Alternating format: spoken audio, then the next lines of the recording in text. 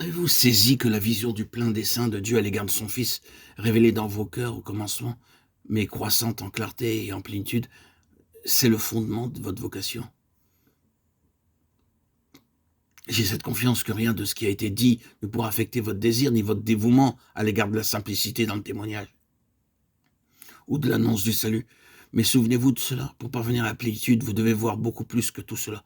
Vous irez aussi loin que le permettra votre vision, c'est pourquoi nous avons tous besoin de la prière de Paul, afin que Dieu vous donne un esprit de sagesse et de révélation dans sa connaissance, en ayant les yeux de vos cœurs illuminés, afin que vous connaissiez quelle est l'espérance de son appel, quelle est la richesse de son héritage dans les saints, et quelle est l'infinie grandeur de sa puissance envers nous qui croyons. Éphésiens 1, 17-19. C'est cela la vision. Et alors, comment cela est écrit dans Ésaïe 25-7? Sur cette montagne, il détruit, engloutit le voile qui voile tous les peuples, la couverture qui est étendue sur toutes les nations. Que signifie cette montagne? De quelle montagne s'agit-il? C'est de Sion.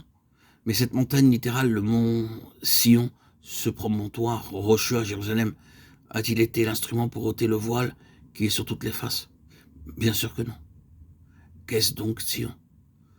Dans son interprétation spirituelle, Sion représente ce peuple qui vit véritablement la complète souveraineté du Seigneur. Il est dit dans le contexte immédiat, il a anéanti la mort pour toujours. C'est par son triomphe, le triomphe de sa croix et de sa résurrection, qu'il vient à nous. Vous êtes approché de la montagne de Sion, Hébreux 12-22.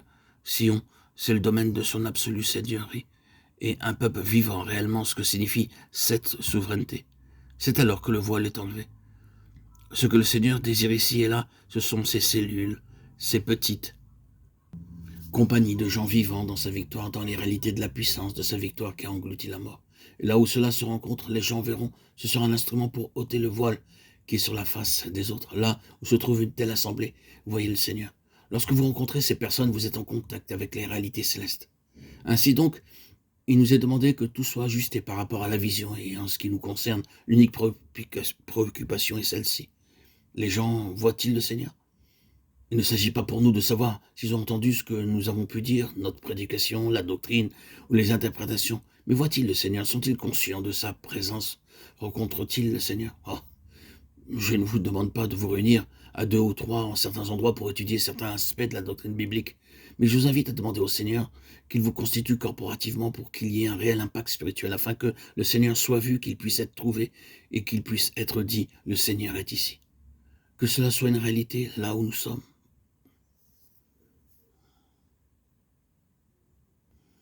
Frères et sœurs en Christ, que cela puisse se réaliser, que nous puissions avoir la vision pour que notre vocation soit